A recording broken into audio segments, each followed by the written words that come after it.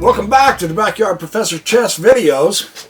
I have a game by Jose Raul Capablanca, J.R. Capablanca, former world champion and chess great. And he's playing an unknown wannabe named Alexander Alekhine in 1927. yeah, right, whatever. This is going to be a Queen's Indian defense. Capablanca is playing the black pieces in this one. This game is said to be the most annihilating defeat Alekhine ever received.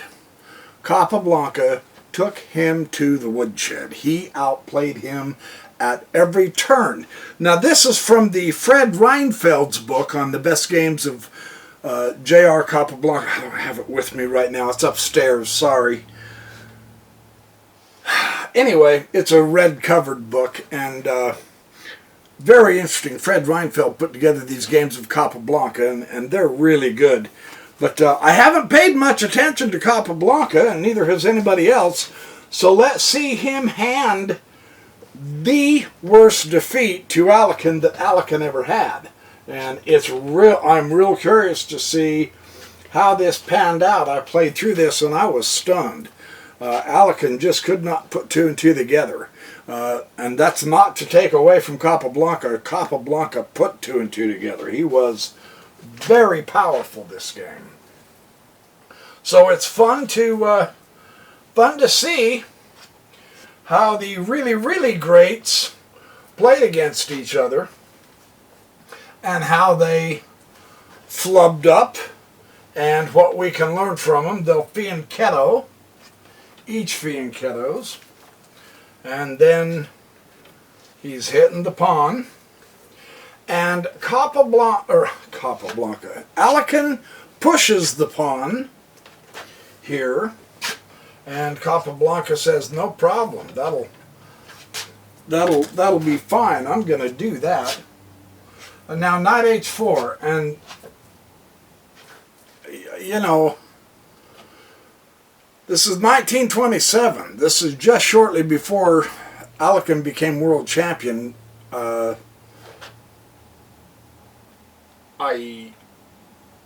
don't know if anyone understands that move. I don't know what happened to him in this game. I really don't. But that is a mistake that amateurs make. Sincerely, and I'm not dissing on my favorite chess player, but this game just was not his forte, and Capablanca takes advantage of it. So we shall see. There's all kinds of extenuating circumstances with these guys' life that we just do not understand. We know they played sometimes with only 1 hour of sleep. We know other times they were having drunken brawls in the chess club if someone lost, and getting kicked out and being arrested. And, you know, there was no love lost between these two. But this is the one where Alexander Alekhine said, "This game I am completely ashamed of, and my opponent took advantage of all my mistakes." Watch. Just keep watching. He really does. Capablanca just plays like crazy here. Very interesting. Now they're both castling. And now bishop f4. And the way Reinfeld described it in his notes, he said this is a complete waste of time. What is Alekhine doing? More or less. And you're going, well, I personally really like bishop f4. But in relation with the knight to h4, I think is what Reinfeld was saying, that if this is an attack, Alekhine's doing it all wrong. And I think that's what Reinfeld is intimidating here. In the meantime, Capablanca continues to just start rocking and rolling. In relation to Alekhine's knight on the edge, Capablanca's serves a fantastic purpose. He found a target. So that's the difference. And now, of course, he has to move a piece twice, and he's barely developed. right? This is just not the Alekan that we have come to see, and yet here we are. And then he pushes F4. This is a superb move, keeping the knight out of here, keeping the queen, so that the queen, knight, and bishop cannot get a combination on the queen move. In this particular instance, that little bump of a move is a great move, according to Reinfeld.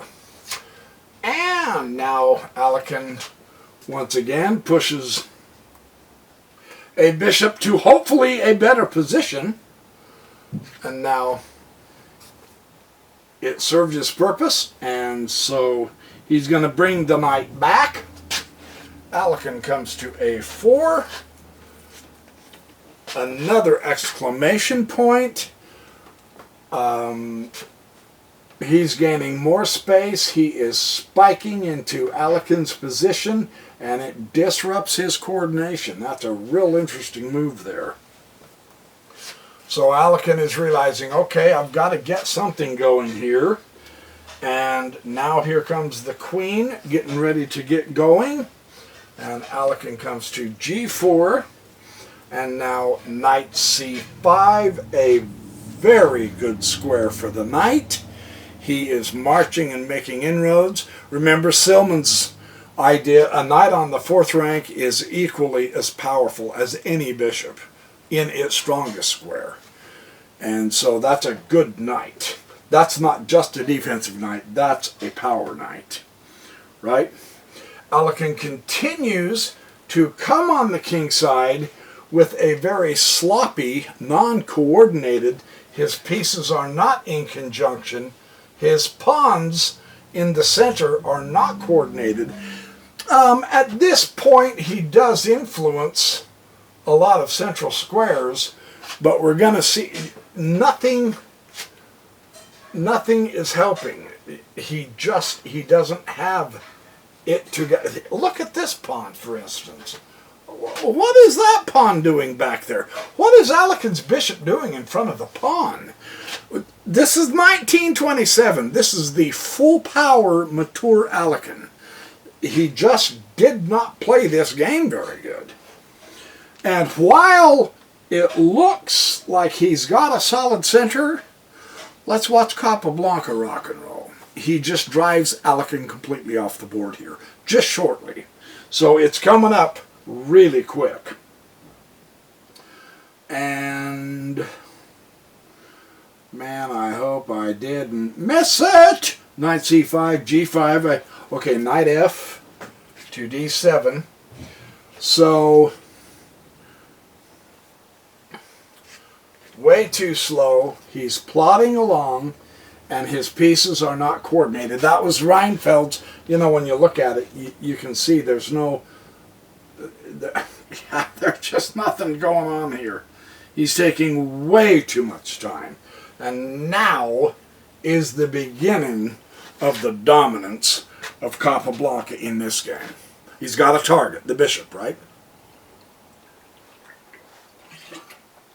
Watch how Capablanca, this is so instructive. It's instructive because I've had this happen to me. By my good friend Aker Mancia. Aker, how you doing? Ash, RSK Ashers. Ash, how you doing? These guys, Flembot, and try to remember all you. Shakespeare and Dark Side of War, and The Real Grambit. All of you guys do this to me, and I hate you for it. No, I don't hate anyone. But I hate my lousy play because I want to give you guys good games. So I'm personally using this to learn how to keep my center, or else how to take yours away. So here we go. Let's see, F5. Rook F to E8. Yeah, now here comes the dominance. So now, again, it is always, especially within ourselves while we're playing, you guys, it's a subtle shift, and it's something we really have to pay attention to. Silman makes a gigantic deal out of this because it is. And Yusupov, too, makes a big deal of it. I don't think as much as Silman, though. The shift is happening that as Capablanca moves, Alekan... Look at that. An undefended piece in the center? Really? You've never seen that in Alekan. I suspect neither had Capablanca. But you're beginning to see the target, for one thing, but look who begins to react. He loses the initiative, which is rare with Alekan. But he definitely begins to lose the initiative. And when you lose the initiative, you can't play your plan. You end up being wishy-washy. Let's observe. This is a great lesson. Now comes that move. Blam. I mean, that's a double whammy. That is a tough move. And Alekan does this.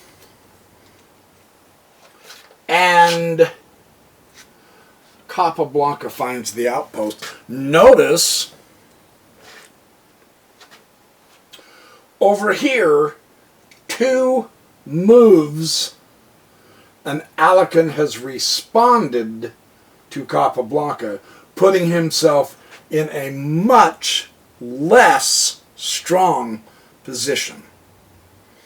You look at this king side and you say, wow, I mean, you've got a lot of power over there, but he's not doing anything with it. At the same time, Capablanca then comes over here and shifts again, coming back and forth. He is taking over the entire board. King side, center, queen side. It's amazing, virtuoso performance. F takes G.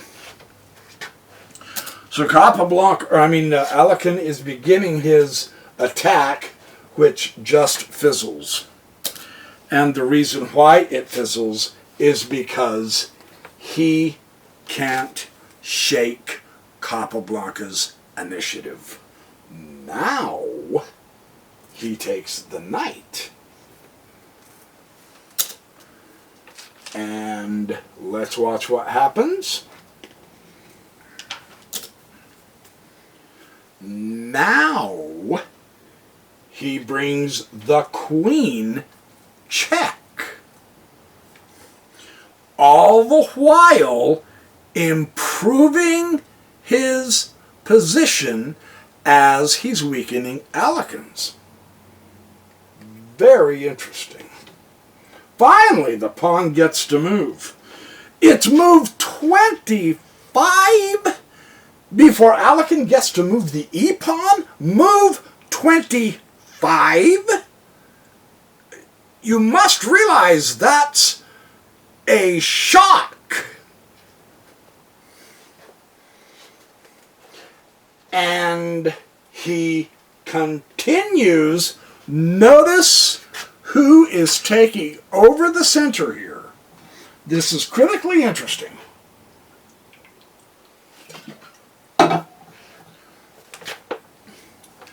And who is backing off? Did you notice? It's covered by the queen though, but Alekan backs off, apparently trying to support that pawn, which is what he's trying to do. And blam. Knight outposts against Alekan.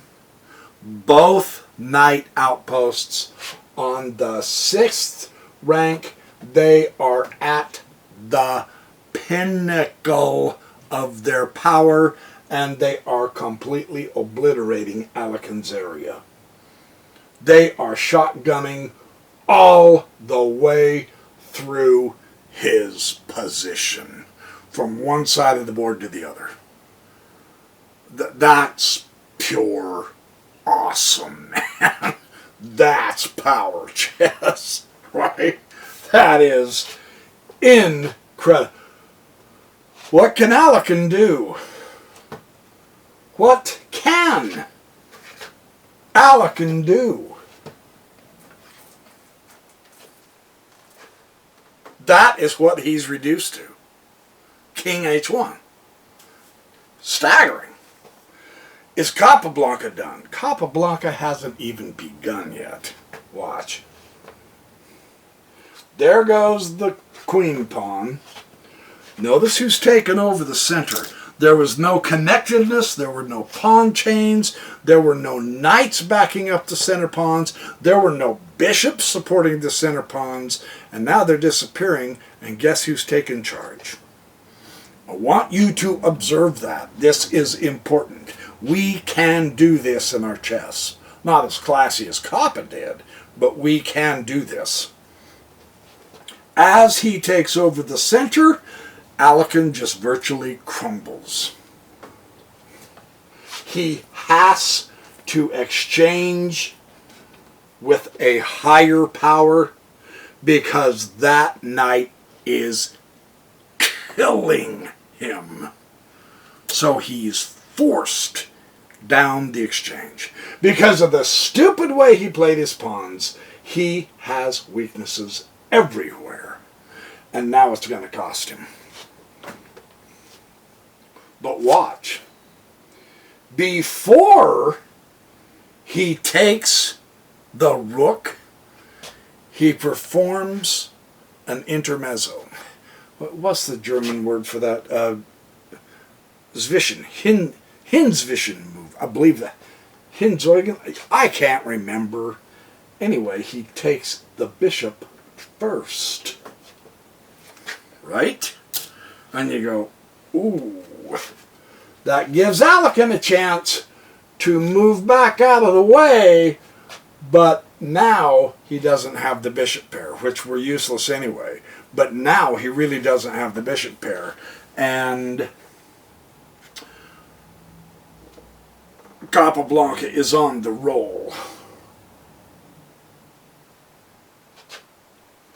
Because he's whittling him down. There goes the central pawns of Alec. Yeah. This is absolutely brutal. Look who has total dominance in the center now.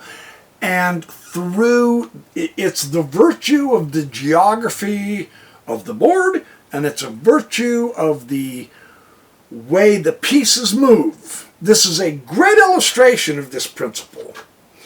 Because you dominate the center, all of your power radiates outward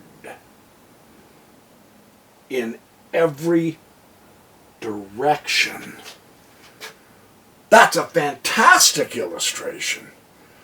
He's literally glowing in power across the entire game because of his centrality. That's cool to see. That is something else. I mean, that is flat out impressive. Look who is forced to completely back up and be almost on the starting rank of the entire game, and look at where Capablanca is. That's powerful. I mean, this is a game, man. I hope Capablanca went out and celebrated and crowed, because Alec never recovered from this. From this point on, well, I mean, it happened earlier, but this game, Alec said, never again. And Capablanca never came close to this again. Alec tried to crush him, and he largely accomplished. So, if this happens to you, it has to me, and I'm getting that determination that I'm coming back and I'm going to get good now, because something similar to this happens to me almost daily. As far as that goes, I should be more determined than Capablanca, right? No, this is astonishing. This is beautiful to see. So, his best piece, and that's why Capablanca says, I'm taking it. Whittling him down. Rook takes the rook. And now knight takes the knight. Another one of his developed pieces. And king takes the knight. And now the other rook comes in as the backup. And king to f1. Isn't it astonishing that Alekin has the two rooks, but Capablanca has the file, the clear one. Alekin has a partial, but to what effect? There's nothing there. There's no way he can utilize it. This one, Capablanca can use at will. Isn't that amazing? Alekin has two of the rooks, and Capablanca's dominating the open file. Just take a quick look. That's impressive, man. That is no joke. That's telling you, holy cow, someone's dominating someone, and it ain't Alekin. Just look at this. Absolutely annihilating Alekin. Queen takes f3. And I'm going to try to remember at what point. I wish I would have marked it. Queen takes g5. You notice Alekin's attack on the king side just literally blew away like fog. Never even got started. And now rook e1. Rook takes e1. Oh, I think it was here. It's very close to here anyway. King takes e1. Queen g1 check.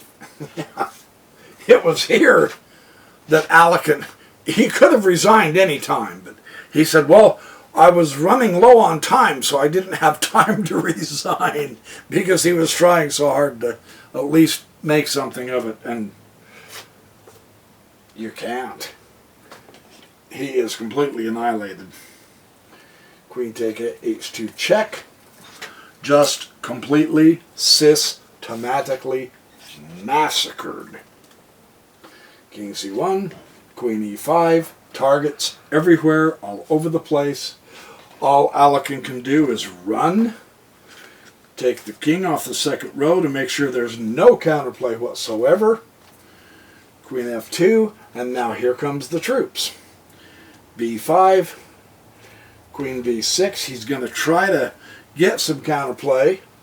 It's not going to happen. B takes a4, queen takes a6. It is way too little too late. Queen e2 check, and it is here that Alekin resigned. 1, 2, 3, 4, 5 pawns to 1, and queen's on the board. Wow. So I have just run across this game. I had never seen the game, the worst game that Capablanca ever gave Alekin, and when I was doing some chess research, I ran across this idea and I thought, wow, that would make a great video. So here you are, another Backyard Professor chess video. You guys be safe, do well, have fun, stay happy, be neighborly, be patriotic, be grateful, and stay happy and keep studying, because the Backyard Professor's coming. And I'm going to get to where I can beat each of you half and half. And then here in another few years, I'm going to get to where you can't beat me at all. Hey, that's every guy's fantasy, all right? Just go with it. I have so much in life that's going on that, holy cow, you know. You know what they say, life happens when you're making plans. Yeah. That's true. So anyway, thanks for watching, all you guys. Hello, Backyard Professor Chess Club. I love all you guys. You're awesome. Username, Odoker, Ash, all of you. Sooner Warrior, Boris Spassky, Vampire Toza, all of you. Biophile, everyone. Checker99, every single one of you guys that I play. Shakespeare, Dark Side of War, all of you. I can't name y'all, but I love y'all.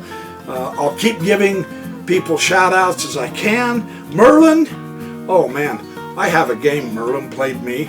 I mean, his chess is like magic. He's really good. He's a good chess player, so I won't be beating him anytime soon. I may be old and gray. Oh wait, I already am old and gray. Dang it, man, see? It's magic. Anyway, all right, you guys, I will see you guys in the next Backyard Professor Chess video.